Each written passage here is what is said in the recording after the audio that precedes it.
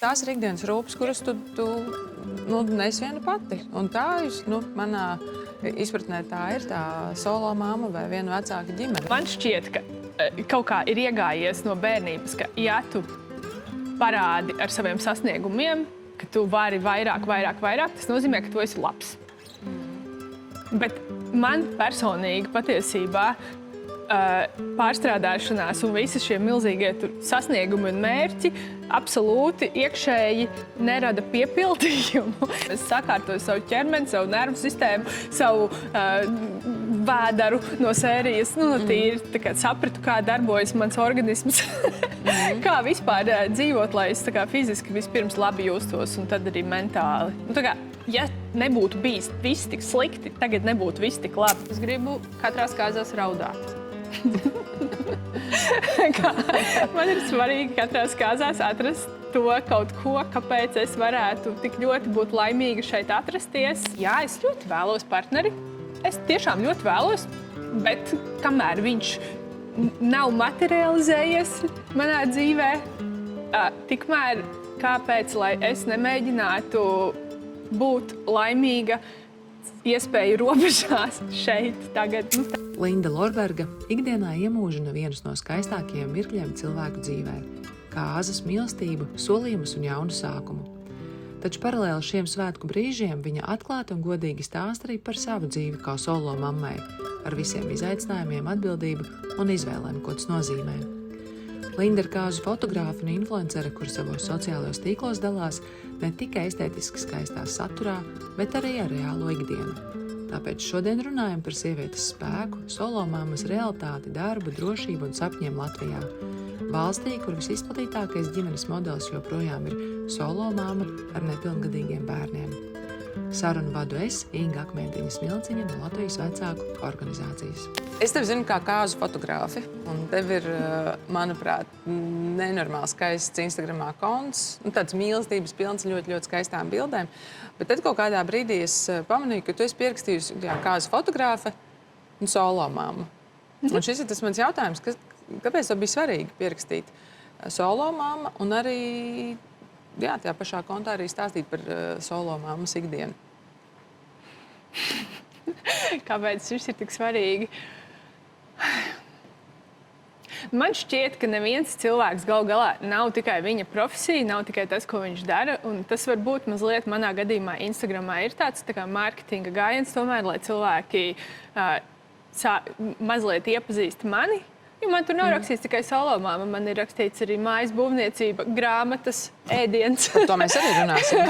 Un citas lietas vienkārši tā ir viena no manām šķautnēm, jo ļoti ilgus gadus es gāju pa dzīvi ar domu, ka ja kāds man pajautāja, kas tu tāda esi, Linda, tad atbilde ir, es esmu fotogrāfe. Bet šobrīd man šķiet, ka nē.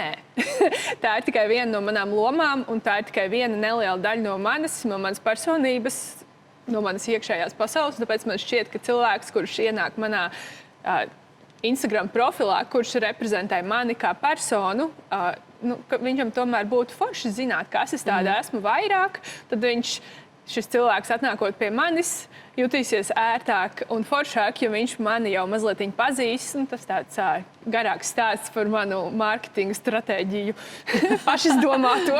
Bet es teiktu jautātu, Linda, kas tu esi? Jā, es tātad pirmkārt esmu sieviete, es esmu mamma, es esmu arī fotogrāfs, bet es esmu cilvēks, kurš daudz lasa. Es esmu tik ļoti daudz dažādas lietas, ka to ir grūti tādā vienā teikumā uzskaitīt. Un tiešām, fotogrāfija nav viss, kas ir par mani. Jā. Bet tad, kad tu ieliki to, ka tu esi solo mamma, vai tagad ir tā, ka mammas, kuras ir tā viena vecāka ģimenes, ka viņas meklē pie tevis atbalstu?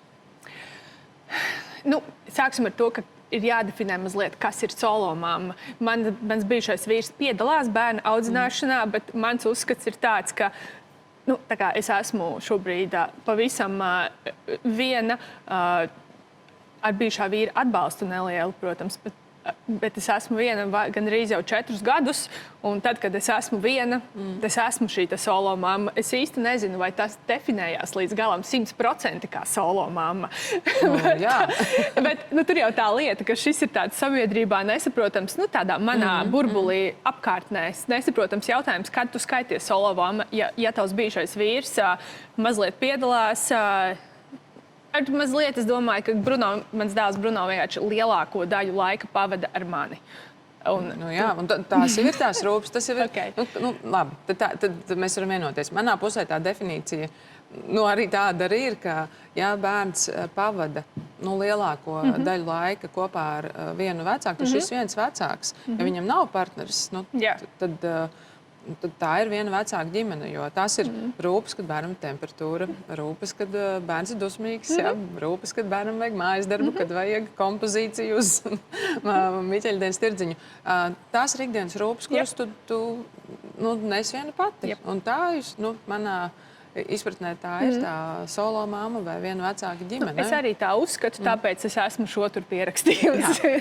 Labi. Bet es domāju, vienkārši cilvēki, kuri klausās, varbūt var nepiekrist tam, ka šis koncepts līdz galam ir šī solo mamma, jo, man taču ir katras otrās brīvdienas, un es tajā laikā varu visu savu dzīvi atrisināt. Tā gluži nav. Nē. bet vai tad tās citas mammas, kuras ir solo mammas vai jūtas solo mammas, vai viņas meklē pie tevis atbalstu? Jā, Instagramā, godīgi sakot, tiešām man ir tāda komūna nelielā, kur tiešām ir diezgan daudz sievietes, kuras mēdz man rakstīt. Vairāk gan ne pēc atbalsta, bet vairāk drīzāk pateikt paldies par tādu iedvesmu un iedrošināšanu, ka ir iespējams arī šādi paveikt lietas, sasniegt kaut ko dzīvē, arī strādāt un būt tādam pilnvērtīgam vecākam un kaut kā nebūt tomēr sabalansēt to dzīvi savu. Jā, protams, ik pa laikam kādi padomi arī tiek palūgti, bet vairāk tas drīzāk tiešām ir tāds paldies par dalīšanos. Ka viņas nejūtās vientuļas varbūt savā dzīvē, jo patiesībā jau tā ir tāda diezgan vientuļa pozīcija, kurā atrasties, un citi, kas tur neatrodās šajā pozīcijā, nezinu īsti, kā tur ir. Šī saruna, faktiski mans tas sarunas motīvs ir tieši par to parunāt ar tevi par to, kāda tur īsti ir tajā pozīcijā. Un varbūt arī, ja tev varu tā lūgt un aicināt, pastāstīt, kāds tas bija tas sākums, ka tu kļuvi, ka sāki iedzīvoties tajā jaunajā lomā, kas tad ir būt solo mammai? Jā, tas sākums nebija nekādā ziņā foršs. Jāsaka, ka mums ar manu bijušo vīru mēs izšķīrāmies. Es par privāto dzīvi publiski vispār nerunāju, bet fakts, ka mēs izšķīrāmies, ir fakts. Un Bruno bija 1 gads tajā laikā, tā kā es jau 5 gadus esmu šādā lomā. Tas ir ilgi, un šobrīd man viss liekas brīnišķīgi un viegli, bet tad, kad es mazliet tinu filmu atpakaļ, kad manam dēlam bija 1 gads, un viņš vēl negāja bērndārzā, un es biju visu nedēļu ar viņu, un reizē bija kaut kā arī jānopelna nauda. Un tas bija tāds interesants posms, un, protams, ka man bija ļoti, ļoti grūti sākumā šo visu pieņemt un vienkārši sadzīvot. Bet man šķiet, mans ķermenis un prāts viss vienkārši pārslēdzās kaut kādā izdzīvošanas režīmā, un tas laiks ir pārdzīvots, izdzīvots un aizgājis. Kā tas ir šobrīd? Šobrīd tas ir ļoti, ļoti forši. Šobrīd manam dēlam ir 6 gadi, šobrīd mēs esam pārvākušies uz Ogri, un man tiešām ļoti patīk šis solo versijas piegājiens, jo man šķiet, godīgi, tiešām, ka vienam to ir vieglāk. Tīri tādā ziņā, ka ar vienam, daudz kas fiziski varbūt ir grūtāk, bet ir daudz vieglāk ieviest visādus režīmus, noturēt mugurkaulu ar visādiem noteikumiem. Vienkārši ir daudz vieglāk to visu audzināšanas daļu nevis tikai izplānot, bet arī realizēt, jo nav neviens cits, kurš varētu salūst, kurš varētu domāt citādāk. Viss ir tādā, kad jūs esat divatā mājās, viss ir uz tevi vienu, Un tad tu vari pieņemt šos lēmumus vienpersoniski, un visa tā atbildība, kā tev izdosies to realizēt, ir uz tevi. Neviens tevi nevērtē. Labi, tas bija izklausās, ka tu savu tā saki. Nē, bet tā tiešām ir. Nē, praktiskā dzīvē noteikti ir, bet tā ģimene jau iemāca arī gala beigās bērnam to, kā tad dīlot, kā tad atrast tos kopsaucējus. Un tā kā gan jau abas situācijas ir forši tas, ka var pateikt, ka man ir labi šādā pozīcijā, un arī kolosāli, ja tu var pateikt, ka jūs esat divi ar partneri. Es ļoti vēlētos šādā, mana lielākā dzīves vēlēšanās šobrīd ir tāda klasiska ģimene, normālā klasiskā ģimenes izpildījumā, kur ir šie atšķirīgie apstākļi. Šī goda vārds nav šobrīd mana pirmā izvēle būt vienai ar dēlu. Tas absolūti tā nav. Bet skaidra lieta, ka es nevēlos attiecības tikai tāpēc, lai kāds tur vēl būtu un palīdzētu trauks izmazgāt. Man īstenībā beigi forši arī iedvesmojoši tā pozīcija. Esmu satikusi sievietes, kuras ir šķīrušās un kuras, kā tuvojas tur svētku vai Ziemassvētku, un ka viņas raud, kā viņām nav un ka viņas vienas pašas, un kā tu viens pats. Bet īstenībā iemīlēt to dzīvi tādu, kāda tev tā ir, man liekas, tā ir beigā māka. Kaut kas ir jāatrod, kaut kam cauri ir jāiziet. Es esmu ļoti daudz raudājusi arī. Protams, ka es esmu gājusi ļoti daudz terapijā. Es esmu sevi meklējusi visādos iespējamajos veidos, caur mentālām visādām praksēm, caur fiziskām praksēm, caur terapiju, caur KBT terapiju, caur schēmu terapiju. Ak, Dievs, ko tik es neesmu darījusi, gan lasījusi visas self-help grāmatas, gan visu iespējamo, jo es līdz sava dēla ienākšanai manā dzīvē, es biju tāda ļoti karjeristiska persona, kam tiešām gribās riktīgi daudz strādāt, izdarīt visus darbus, būt labākajai savā jomā, varēt nofotografēt 50 kāzas 4 mēnešu laikā, un vēl arī, protams, bija izdegusi un nelaimīga. Un tad vienkārši dēls ienāk ar tādu sprādzienu tavā dzīvē, ka nekas vairs nav tā, kā tas bija. Un tā sevis salaušana caur visu to ir notikusi. Un šobrīd, es ļoti vēlos partneri. Es tiešām ļoti vēlos, bet kamēr viņš nav materializējies manā dzīvē, tikmēr kāpēc, lai es nemēģinātu būt laimīga iespēju robežās šeit tagad. Baudīt to, kas ir. Bet, protams, skaidrs, ka tā ir mana lielākā, es neslēpju, tā ir mana lielākā vēlme, un es to ļoti gribu, es esmu atvērta šim, bet tas nav kaut kas, uz ko tu vari mērķiecīgi iet. Tas nav iespējams, ja es varu mērķiecīgi iet uz kaut kādu izcilo savu svaru, vai uz savu māju, vai uz, miega režīmu, vai pilnīgi jebko dzīvē, ko tu spēj kontrolēt, kas ir tevī iekšā, tavā prātā vai ķermenī, vai atkarīgs tikai no tavām darbībām un tavas spējas ieturēt režīmu un visu pārējo un atbildības sajūtu, tad šīs totāli nē. Man liekas, dzīve ir ritīgi forša, viņa māca plūst. Bet tu nosauc daudz tās terapijas, bet tu vari tā pateikt, kas tev pašai palīdzēja pieņemt situāciju, pieņemt, ka var justies arī labi un laimīgi ikdienā, ja tu esi solo māma? Man šķiet, ka viss vienkārši ķermenī un prātā ir absolūti saistīts. Un tas nav nekas viens. Tas pavisam noteikti ir komplekss pasākums. Ja es visu dzīvi domāju, ka, piemēram, ka es nesportoju un tas ir es nemāku, man ir iebjās, es tikai sēdēšu diētā. Un man likās, ka kāds tur miegs, man taču ir miega problēmas un viss ir slikti. Un es domāju, nē, visa pasaulē ir muļķi, viņi nekā nejēdz, es zinu visu labāk. Un tad, kad tu sāc vienkārši klausīties mazliet cilvēkos apkārt, kuri jūtās labi, kāpēc? Tad, kad sakārto miega režīmu, tad, kad sāk sportot, tad, kad ēd tiešām veselīgi, tad, kad iet tajā terapijā, tad, kad atrod laiku sev, tad, kad mēģina saprast, kas tad tev vispār kā cilvēkam patīk, interesē un kur tu vēlēsi iet, kādi ir tavi mērķi, iekšēji, ārēji, vienalga. Tad, kad šīs visas lietas ilgtermiņā dara, tad tu vienkārši vienā brīdī jūties labi. Jā. Arī noteikti es labāk mamma gal beigās. Protams, taču skaidra lieta, ka kā vispār var būt laba mamma, ja tā mamma ir ilgstoši bijusi izdegusi un bijusi neapmierināta savās attiecībās un bijusi neapmierināta savā dzīvē un dzīvojusi vienkārši ne tā kā, ne tā kā pašai vajag, teiksim tā. Jo katram mums ir tā ģimenes, kurās ir, mēs redzam, kas, kā lai šos tā skaisti noformulēju. Šis ir tas izgriežamais gabals. Protams, jā. Tātad, kas padara tevi par vērtīgu cilvēku? Tātad, tā kā man šķiet, ka kaut kā ir iegājies no bērnības, ka ja tu parādi ar saviem sasniegumiem, ka tu vari vairāk, tas nozīmē, ka tu esi labs. Bet man personīgi patiesībā pārstrādāšanās un visi šie milzīgie sasniegumi un mērķi absolūti iekšēji nerada piepildījumu.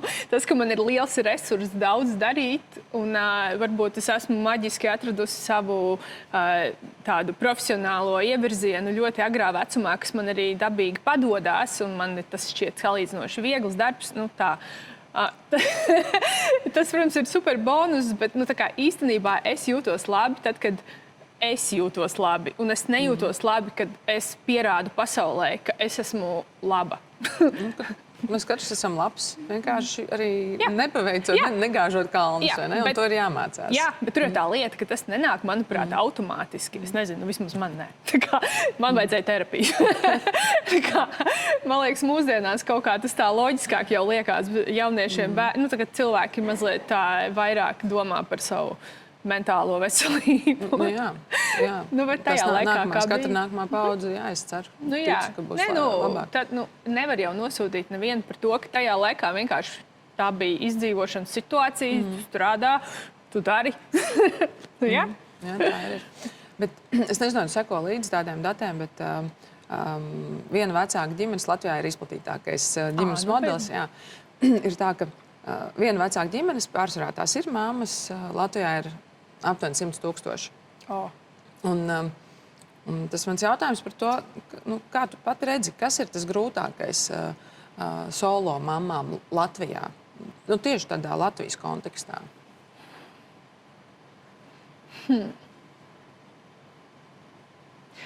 Kas ir grūtākais? Es tiešām laikam esmu tādā foršā vietā šobrīd.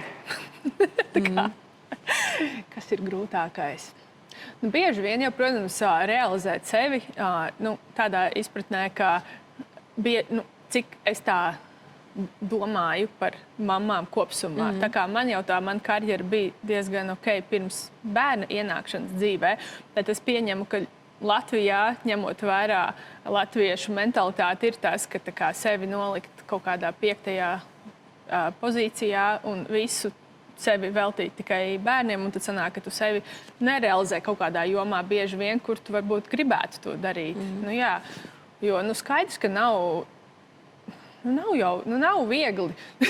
Īpaši, ja tev līdz tam bērniņam nav bijusi tā, varbūt kaut kāda izcilā karjera vai kaut kāds tāds hobijs, kas tev vienmēr bijusi tā tava mammas lieta, kas tevi iekšēji piepilda, vai kas tev patīk un padodās. Un skaidrs, ka ja tu esi lielāko daļu laika ar bērnu, un tev vēl ir jāpelna tā naudiņa, un tā karjera sanāk nobīdīties noteikti kaut kādā. Man viņa šobrīd arī ir nobīdījusies kaut kādā tur plāna lomā. Protams. Man vienkārši ir ļoti paveicies ļoti daudzos dzīves aspektos. Man ir forši atbalstoša ģimene, un man šī karjera tik izveidojās līdz dēla ienākšanai. Jā. Bet tu atceries to posmu, kad bērnam bija gads, un kad ir tik maziņš bērniņš, un tu esi tas galvenais aprūpētājs. Un tur noteikti ir kaut kā tā sadzīve, tīri praktiski varbūt. Par ko tā kā skaļi nerunā, varbūt tu savā kontā nemaz par tādām lietām nerunāji, tās ir ļoti grūtas. Tajā laikā, jā, es droši vien par to nerunāju. Es nevēlos arī šobrīd runāt par, piemēram, tēmu, kādas ir manas attiecības tajā laikā bija ar mani bijušo vīru. Šobrīd mēs esam ļoti strādājuši pie tām, un šobrīd es esmu iemācījusies savas robežas novilkt, un šobrīd mums iet ļoti labi šajā jautājumā. Tajā brīdī tā nebija. Tajā brīdī... un tajā brīdī man vienkārši bija ļoti jāiesaista mana ģimene. Diemžēl protams, tas nav diemžēl. Par laimi viņi bija, un par laimi es varēju to izdzīvot. Bet ikdienas sadzīvē, protams, ka es nogriezu nost visu, kas man patiktu, bet tāpat laikā tas es nevaru tikt pāri šim te, ka bet tas man lika izaugt. Es to nevaru, jo es tiešām godu vārds, man tiešām liekas, ka lai arī cik bija grūti, tas ir ritīgi labi. Tāpēc, ka es tiešām iemācīju, es uzzināju, kas ir miega režīms, es uzzināju, ka īstenībā man nav miega problēma. Es sakārtoju savu ķermeni, savu nervu sistēmu, savu vēdaru no sērijas. Tīri sapratu, kā darbojas mans organisms, kā vispār dzīvot, lai es fiziski vispirms labi justos un tad arī mentāli. Ja nebūtu bijis viss tik slikti, tagad nebūtu viss tik labi 100%. Tu konvertēji visas tās grūtības, mērķtiecīgi konvertēji savā laimē. Jā, bet tā jau var. Forši. Nē, tas ir forši tiešām. Es vienkārši nebiju priecīga. Kā?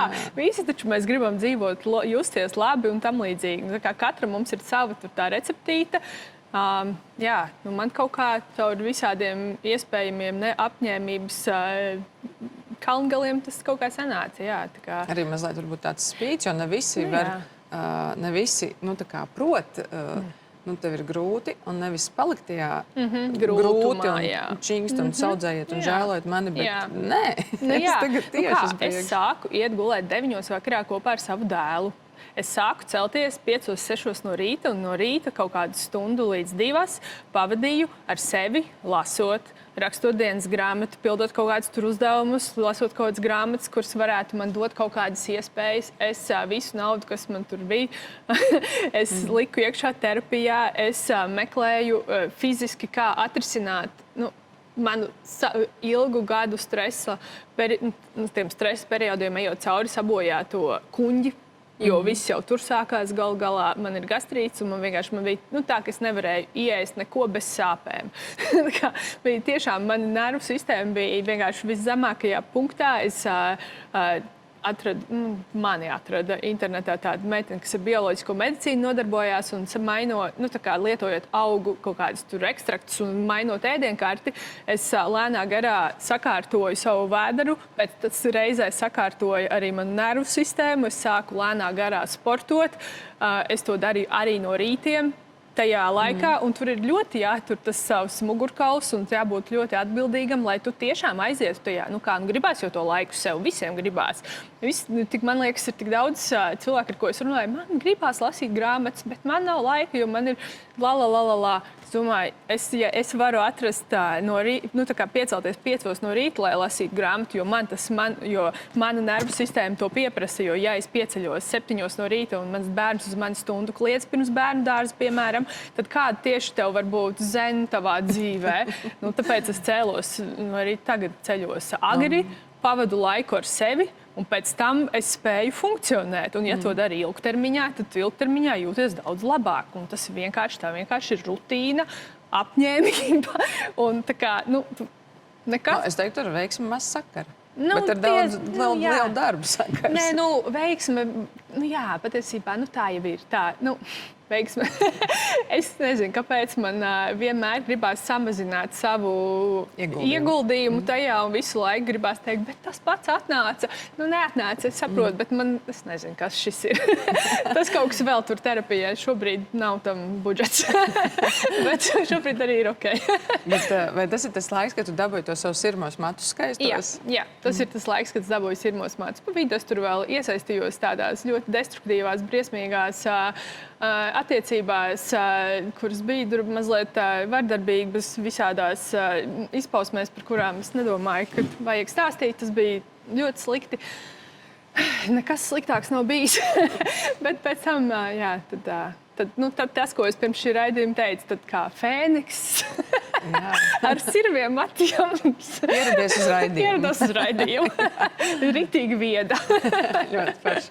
Bet tu arī tātad savā Instagramā esi rakstījis, ka tev ir lauku mājas, ka tu esi iegādājusies īpašumu. Kas tas par projektu tev? Jā.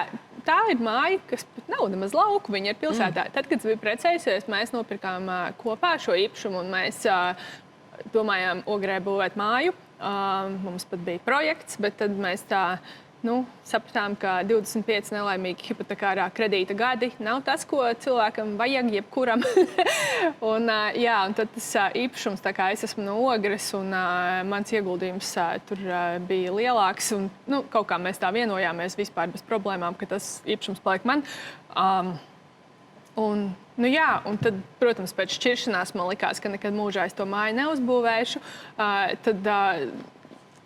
Kaut kā mani jaukie vecāki, man mamma ir baņķieris, mans tēvs ir būvnieks. Šī ir veiksme. Tā ir. tā kā šī ir ideālā veiksmes situācija. Tur nav apšaubāmi. Lai vai kāds darbs, bet viņu. Man mamma, tātad mēs ar mammu gājām cauri manām tam finanšu situācijai un analizējām to. Un man mamma teica, bet hei, tu maksā nodokļus, tu dari visu ilgtermiņā, ejot uz to, ka tu to kredītu vari dabūt. Un tad man tika kaut kādā brīdī, protams, ka mani vecāki ļoti palīdzēja šajā. Es vienpersoniski nespēju pieņemt lēmumu, es tagad uzbūvēšu māju, man tas izdosies, es varu to atļauties. Mans darbiņš tajā visā ir bijis vairāk cītīgi pelnīt naudiņu un dīlot savā galvā ar to, ka es to nevaru. ka man tas nepienākās, ka tas nav iespējams, jo fotogrāfija, vien kaut kādi freelanceri mākslinieki taču to nevar. Viss šis, ko mums apkārt stāsta. Tas ir bijis pārsvarā mans darbiņš šajā projektā. Tad skaidrs, ka mans tētis, kurš ir būvnieks, paldies viņam, tēti, ja tu šo skaties, bučiņas. Un tad mēs šo projektu kopā uzzīmējām uz rūtiņu lapas, un tad tūlītās tā ievākšanās tur notiek tajā mājā. Bet cik daudz bija tavs ieguldījums? Jo tu tur ik pa laikam ar kaut kādām krāsu kannām tur darbojies.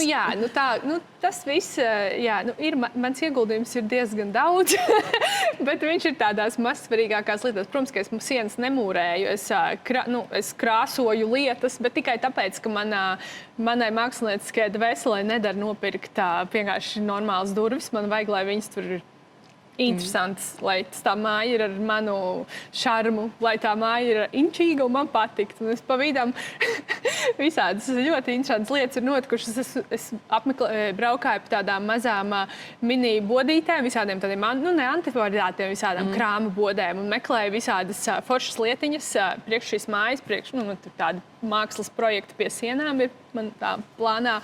Un tad pa vidu ceļam es satikusi meiteni, kam piedara reāli antikvariāts un mēbeļu atjaunošanas uzņēmums. Un mēs kopā sākām taisīt tādas ekskursijas uz cilvēkiem, tāda iepirkšanās ekskursija, kurā es atrodu veikalus un uztaisu maršrutu, un tad mēs braucam un vedam cilvēkus iepirkšanās. Wow, es tādu nezināju. Jā, tādas divas ir bijušas. Divas ekskursijas. Jā, divas. Būs pavasarī uz Latgali, tad es tur, tad mēs tur tādas entuziastas esam. Šobrīd tas nav nekāds bizness, baigais, protams, loģiski, bet pa nulēm nav. bet tas maršruts ved pa dažādām šādām krāmu bodītēm? Jā. Līdz šim šajās divās reizēs ir bijuši 4 veikali dienā, kas vairāk nav iespējams, mentāli un fiziski, no tā ļoti nogurst. Es pirms tam veicu izpēti, es Instagramā jautāju, es meklēju kartē, un es pati braucu ar Alisu, mēs braucam izpētīt, skatīties, tur runājam ar īpašniekiem, atrodam visādus, ko tur vēl pielikt. Piemēram, tajā pēdējā braucienā biju caur sekotājām dabūjusi vienu veikalu, kurš nav vispār kartē atrodams, un viņš izrādās tur ir. Es nesaprotu, kā šie uzņēmumi darbojas. 15 gadus viņš tur ir. Viss tur ir milzīgs veikals ar skaistām mēbelēm no Holandes, laikam. Un tad mēs tur staigājam, un īpašniece ir vienkārši tur tik fantastiski cilvēki visur strādā. Un tur ienāk kaut kāds vīrietis, un viņi saka, hei, tev noteikti ar šīm meitenēm ir kaut kas jāsabīd. Un tas izrādās ir Krimuldas mūžas īpašnieks, kuram ir sava vīndarītava, un tad viņš mums tur taisa vīnu degustāciju. Ar tām meitenēm, kuras ir atbraukušas iepirkties, mums bija vīna degustācija, viņš tur visu stāstīja, un tur bija tāda programmiņa. Vienkārši tāda nejaušības visādas labas noteikti. Tas ir tik nenormāli foršs tāds prieka pasākums. Cik skaisti. Tu tā kā būvē vienkārši dažādas lietas, kas tev rada prieku, un galu beigās arī naudu nes. Jā. Bet tev vajadzētu arī uz ārzemēm sākumā uz tuvējām rīkot tādus maršrutus. Tas ir plāns. Mums, protams, ar Alisi ir milzīgi plāni. Nē, mums pašām liekas ritīgi forši, un visi cilvēki, kas atbrauc, ir tiešām sajūsmā. Jā, tas tāds. Tas vienkārši ritīgi forši, jo tur tā kā strādā tik forši cilvēki. Viņi tā priecājās, ka pie viņiem atbrauc 11 meitenes un visas ir sajūsmā. Jā, fantastiski. Jā, tāds. Un tad tādā noslēdzošajā posmā mēs noteikti mums jāparunā par tavu fotogrāfijas darbu. Kāzas, man vispār liekas, kāzas bildē tas ir kaut kas maģisks. Un es zinu, ka ir fotogrāfija, kas nemazām neuzņems kaut ko tik nopietnu vai tik tādu emocionāli pielādētu notikumu. Es jau 20 gadus fotografēju kāzas. Ja kādreiz man gribējās iet uz masu, nofotografēt daudz kāzas, tad šobrīd man ir mainījies uzstādījums. Es gribu katrās kāzās raudāt. Man ir svarīgi katrās kāzās atrast to kaut ko, kāpēc es varētu tik ļoti būt laimīga šeit atrasties. Un tā, tik ļoti, ka es tur arī raudu. Vai vismaz man ir tāds, tā asariņa viena minī tur stūrītī. Jā, nenormāli. Es esmu romantiska meitene, kam patīk redzēt šos skaistos mirkļus, patīk dzirdēt tos skaistos vārdus. Man ir tik svarīgi redzēt, ka viņi mīl viens otru un kā tās attiecības izgaismo tādas. Tas ir rītīgi grūti un briesmīgi, bet reāli skaisti. Jā, tas ir. Tā darba diena mēdz būt arī 16 stundas gara, un tu visu laiku esi tādā gatavībā ķert kaut ko, kas notiks, jo skaidrs, ka kāzās nevar atslāpt ne mirkli, jo var īpašākais notikums notikt tieši tagad, un tu nezini, ka viņš tur notiks. Bet tajā pašā laikā, tas tiešām ir tāda super maģiski būt klāt cilvēku tādā, vienas kāzas nav laimīgākā diena cilvēku dzīvē, būsim reāli, ir daudz laimīga diena. Bet būt viņiem vistuvāk, jo neviens jau cits tik tuvu nav kā fotogrāfs, jo, Visu dienu. Visu dienu. Skaidrs, ka tur vedējumāte kaut kur rotē apkārt, bet tāpat fotogrāfs kāzu dienā man šķiet var vai visus atšakarēt, vai padarīt daudz labāku un foršāku šo te kāzu dienas pieredzi, atbalstot līgavu, sajūtot viņus, saprotot, kas viņiem ir svarīgi, iesaistoties kaut kā būt tam visam pa vidu. Tā kaut kā, jā. Man patīk kāzas, kad viņas ir kādas 10 gadā. Bet viņas pat tiem 20 gadiem ir tā noskaņa kāzās mainījusies, kā tu redzi jauniem pāriem? Man ir, ja godīgi, es jau nevaru līdz galam to komentēt, jo es esmu varbūt mazliet dārgāka gala fotogrāfs, un es nezinu, kas notiek citā. Bet dārgo galu. Bet manā pieredzē viss ir palicis daudz mierīgāk. Cilvēki vairs tik lielu kaut kādu atbildību nejūt visiem izpatikt. Viņi vairāk tomēr dara to priekš sevis, nevis priekš citiem. Tā ir forša parādība. Tā kā man drīzumā es janvārī plānoju ierakstīt tādu online kursu tieši priekš līgavām ar tieši šo mesiģu, ka tā ir jūsu diena. Tā kā drīkst kāzās darīt, ko gribu. Un es, protams, visiem saviem pāriem arī tieši šo stāstu, ka tu negribi, tad tev tas nav jādara. Ja priekš kam tev to vajag vai kas ir svarīgākais kāzās. Man liekas, ka līdz ar to, ka es gribu visās kāzās raudāt un lai man visi šie cilvēki riktīgi patīk, nevis tikai viņu kleitas un puķītes, bet viņi, riktīgi patīk. Līdz ar to arī tiešām kaut kā ir mainījies tas klienta loks no šī te paša skatu punkta, ka viņi tiešām nāk pie manis tādi, kas tur raud. Arī latvieši. Arī viņi, jo, latvieši jau, mēs jau Neraudām publiski, nebučojamies publiski, nerādām neko publiski. Nu tā. Jā, tas forši, bet es klausos un es domāju, cik interesanti, mēs tā kā vienā sarunā ieliekam, ko mēs ieliekam solo mammas, ikdienas un asaras, mēs ieliekam mājas būvniecību un arī tur arī ir kāzas. Tāpēc es saku, neviens cilvēks nav tikai viens un nevienā Instagram profilā nevar uzrakstīt sveiki, es esmu tikai šis. Jo neviens jau nav tikai šis. Man tā patīk gatavot, man tā patīk uzņemt ciemiņus, man tā patīk dekorēt māju, man tā patīk iekārtot māju, man tā patīk lasīt grāmatas, man tā patīk mana jauna, pēdējā gada sporta atbildība, ka es tā kā spēju, ka es gribu būt tā stipra, fiziski stiprā sieviete, kura tā kā var būt badās un močīt reizē, bet var arī staigāt ar augstspēju kurpēm un uzlikt pērles.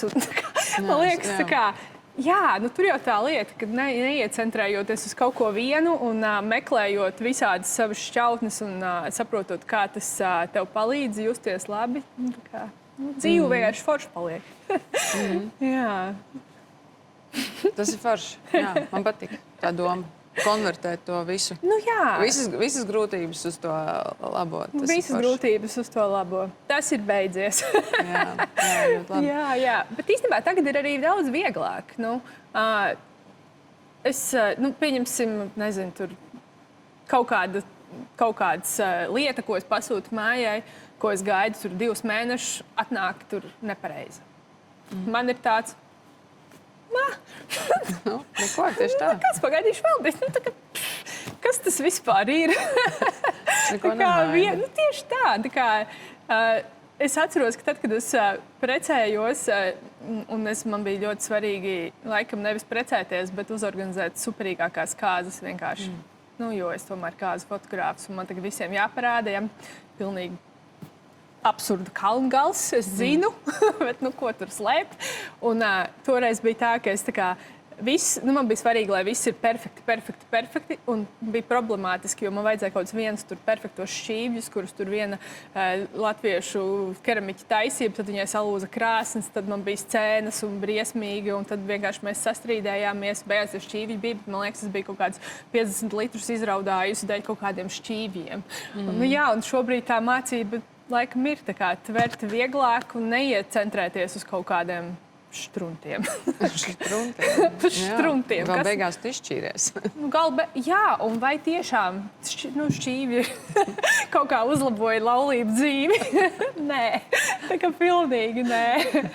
Es absolūti tādā dzīves periodā, skaidrs, mums bija iemesli, kāpēc mēs bijām kopā. Mums ir ritīgi foršs dēls, un es nenožēloju šo dzīves posmu. Es zinu, ka mēs katrs izaugām savā karjerā blakus viens otram. Mums kaut kā tas labi sanāca, un mēs daudz ceļojām, un bija forši. Un tur ir ļoti daudz labā šajās laulībās, kuras neizdevās. Un es cienu savu vīru bijušo, un redz, kur mēs tūlīt braucam uz Bruno šito Ziemassvētku pasākumu. Viņi kopā abi divi. Tā kā dzimšanas dienas taisam kopā. Tā kā, bet, tagad ir labāk. Labi, tad noslēdzoši to jautāšu. Klausās kādas šīs te mammas, solo mammas, un viņas klausās, domā, bet man ir baigi grūti, un es nevaru, man tas par daudz. Ko tu varētu kādu vēlējumu viņām pateikt?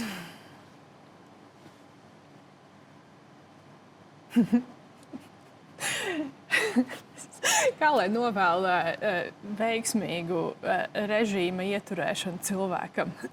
Tā arī var novēlēt. Es novēlu jums sakārtot miega režīmu, jo solo mamām tā ir diezgan liela problēma. Man šķiet, ka tā globāli ir visgrūtākā lieta. Ja tu neesi izgulējies, tu neko nespēji vairāk redzēt taisni. Viss liekas pārspīlēts, visas problēmas uzpūšās un tā tālāk. Sakārtot miega, sākt ar mazām lietām dzīvē. Nesākt ar visām lietām, sākt ar mazām lietām, ar svarīgākajām lietām priekš sevis. Sakārtot miega režīmu. Es novēlu jums izgulēties. Un pēc tam labi paēst. Un pēc tam labi. Bet, paēst veselīgi, paēst sabalansēti, sakārtot attiecības ar ēdienu, jo ļoti bieži mēs tomēr mierinam sevi ar ēdienu Jāmierina sevi terapijā labāk. Terapija arī es novēlu. Novēlu visas tās garlaicīgās, briesmīgās, stulbās lietas, kuras neviens negrib darīt. Bet tā ir, un realitātē viņas tiešām darbojas. Man ritīgi tas besī, jo es tik ilgi biju spītīga sevī iekšēji, ka visi saka, ka jāsporto, iet jūs ratā, es varu diētās. Bet nē, visas tās garlaicīgās, tādas neseksīgās lietas, kā miega režīms, ēdiens un sports un terapija, jā, tās maina dzīvi.